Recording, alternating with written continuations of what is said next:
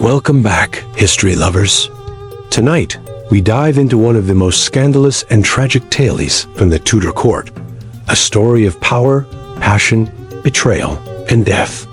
Imagine a 13-year-old bridesmaid who caught the eye of a king, ignited a secret affair, bore him a son, and for a fleeting moment, held what even 6 queens could not. This is the haunting story of Elizabeth Blount, the bridesmaid who stole the king. But before we begin, don't forget to hit that like button, subscribe, and ring the bell so you never miss another tale of history's darkest secrets. The world remembers Henry VIII for his 6 wives, 2 divorced, 2 executed, 2 dead. Catherine of Aragon, Anne Boleyn, Jane Seymour, Anne of Cleves, Catherine Howard, Catherine Parr, each left behind a tale of heartbreak and horror. But hidden among the blood-stained veils of Tudor history lies another woman. She was never crowned, never officially acknowledged at court, yet she succeeded where queens had failed. She gave Henry a healthy son. Her name was Elizabeth Bessie Blount. Born in 1498 in the quiet countryside of Shropshire, Bessie was strikingly beautiful, from a young age, fair skin, expressive eyes, and a natural elegance.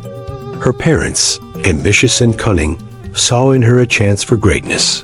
They maneuvered her into court, securing her a place as bridesmaid at Henry's wedding to Catherine of Aragon. At just 12 years old, Bessie dazzled with her music, her dancing, and her charm. And by 13, she had caught the king's eye. It happened at a court masque in 1514. Henry VIII was 23, at the height of his youth and power. He spotted Bessie across the hall, her movements graceful, her beauty radiant. To him, she embodied everything he desired: youth, vitality, innocence laced with allure. From that moment, the king was obsessed. And in the shadows of the Tudor court, a forbidden romance began. While Queen Catherine endured the agony of miscarriage after miscarriage, Henry found solace in the arms of a teenage bridesmaid. Their affair remained secret whispers behind heavy velvet curtains, stolen moments by candlelight. For years, it burned in silence.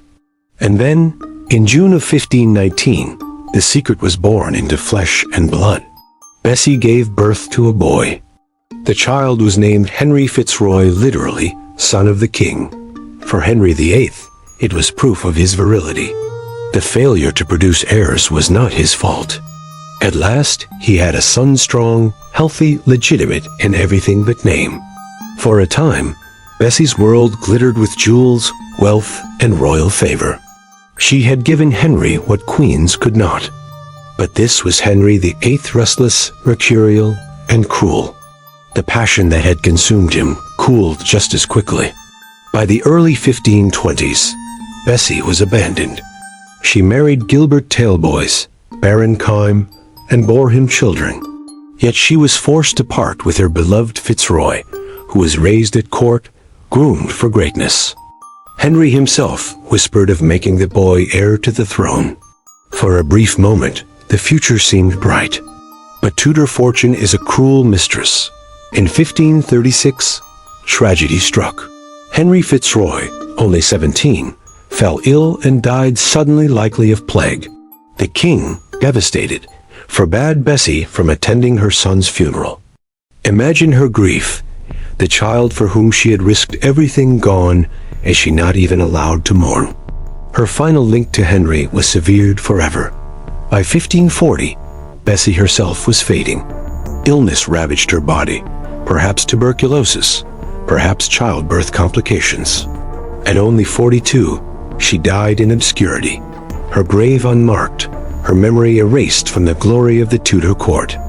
Once the king's cherished mistress, mother of a boy who might have ruled England, she was discarded, forgotten, buried in silence.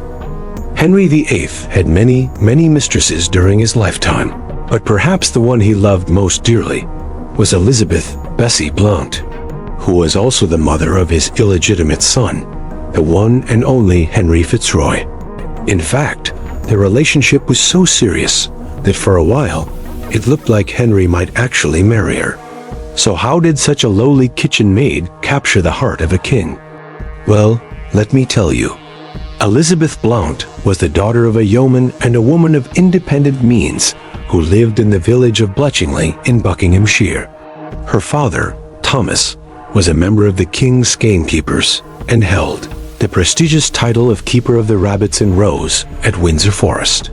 While not exactly royalty, it was an important enough position that it made him one of the few commoners allowed to hunt in Windsor Park and Great Windsor Forest, an expansive royal hunting preserve that covered much of southern England.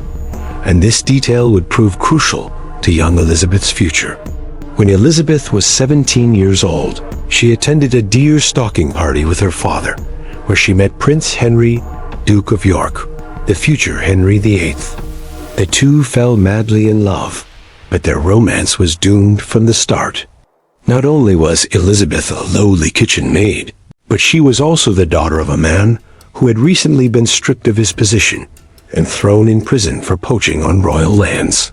However, undeterred by her father's disgrace and her own humble origins, she bore the Duke's child, a son named Henry, and hoped that the depth of her love would eventually win over the prince's heart.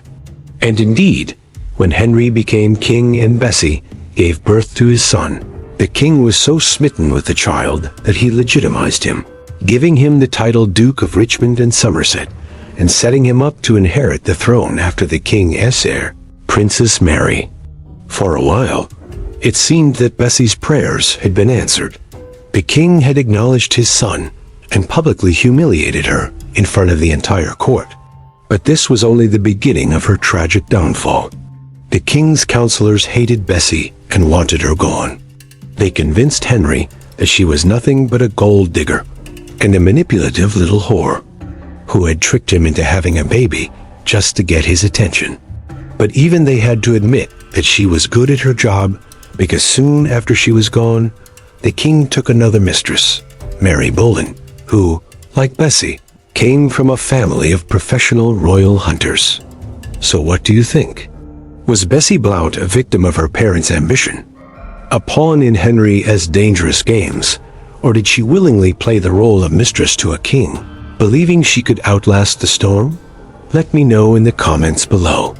And if you enjoyed this tale of Tudor passion and tragedy, don't forget to like this video, subscribe, and share it with fellow history lovers. Until next time, remember, in the court of Henry VIII, even love was deadly.